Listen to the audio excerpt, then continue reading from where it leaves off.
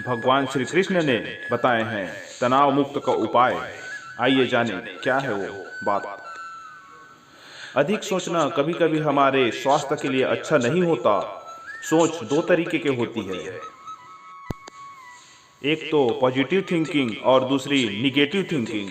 जब भी व्यक्ति पॉजिटिव थिंकिंग करता है तो उसे आनंद आता है, अच्छा लगता है। लेकिन जब मन में निगेटिव विचार आने लगते हैं तो दिमाग पर बुरा असर होना शुरू हो जाता है। व्यक्ति हीन भावना का शिकार बनने लगता है। अब आइए जानते हैं कि यह हमारे ऊपर कैसे असर डालता है। अधिक सोचने वाले दो कैटेगरी के होते हैं, जो ज्यादा सोचते हैं और तनाव लेते हैं। पहली कैटेगरी के लोग वे होते हैं जो अपने स्वार्थ भावना से प्रेरित रहते हैं और उनकी मन की इच्छाएं पूरी नहीं हो पाती है।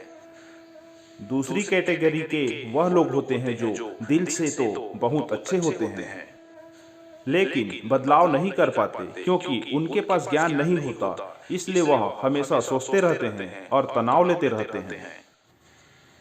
स्वार्थ भावना से प्रेरित लोग सदैव अपने ही बारे में सोचते रहते हैं कि हमारे पास बड़ा घर हो जाए, बड़ी बड़ी गाड़ियां हो जाए, नौकर चाकर हो जाए आदि तमाम प्रकार की भौतिक सुख सुविधाओं के बारे में केवल अपने स्वार्थ के लिए ही सोचते रहते हैं।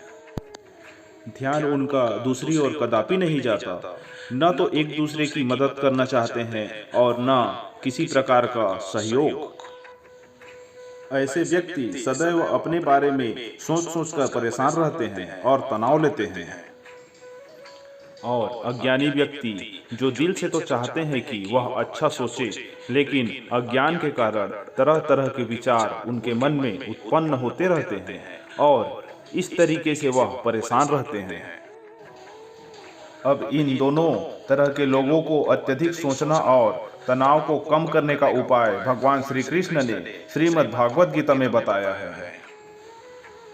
लेकिन भगवान श्री कृष्ण कहते हैं कि जैसे असंख्य नदियां समुद्र में प्रवेश करती रहती है लेकिन समुद्र पर कोई फर्क नहीं पड़ता है, ठीक इसी तरह से मन में उठने वाले विचारों और इच्छाओं के प्रवाह से जो व्यक्ति जरा सा भी विचलित नहीं होता उसको शांति मिलती है और अधिक तनाव और सोचने की समस्या से वह मुक्त हो जाता है। लेकिन अपनी इच्छाओं को पूर्ति करने वाला नहीं, क्योंकि वह तो बहुत बड़ा लोभी है। लोभी व्यक्ति कभी शांति प्राप्त नहीं कर सकता। जो व्यक्ति हमेशा निस्वार्थ भाव से रहता है और अहंकार नहीं करता है और जिसने अपनी समस्त इंद्रियों की तृप्ति की इच्छाओं का परित्याग कर दिया है, वही वास्तविक शांति प्राप्त कर सकता है।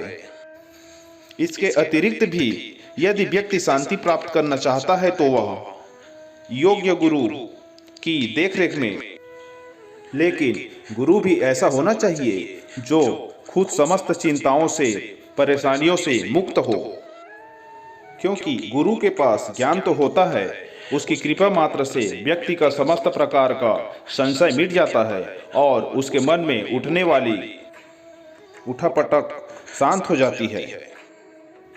भगवान श्री कृष्ण गीता में कहते हैं कि ज्ञान के समान इस दुनिया में पवित्र करने वाला निसंदेह कुछ भी नहीं है। इस संसार के सभी व्यक्तियों को किसी न किसी तरह की समस्याओं का सामना करना पड़ता है और कभी कभी व्यक्ति इन समस्याओं से परेशान होकर गुस्से में आकर बिना सोचे समझे गलत कदम उठा लेता है, जिसका परिणाम यह होता है कि वह खुद को तो संकट में डालता ही है, साथ में अपने परिवार को भी संकट में डाल देता है। इस तरह से उसका पैसा, स्वास्थ्य, सब कुछ उसको गंवाना पड़ जाता है।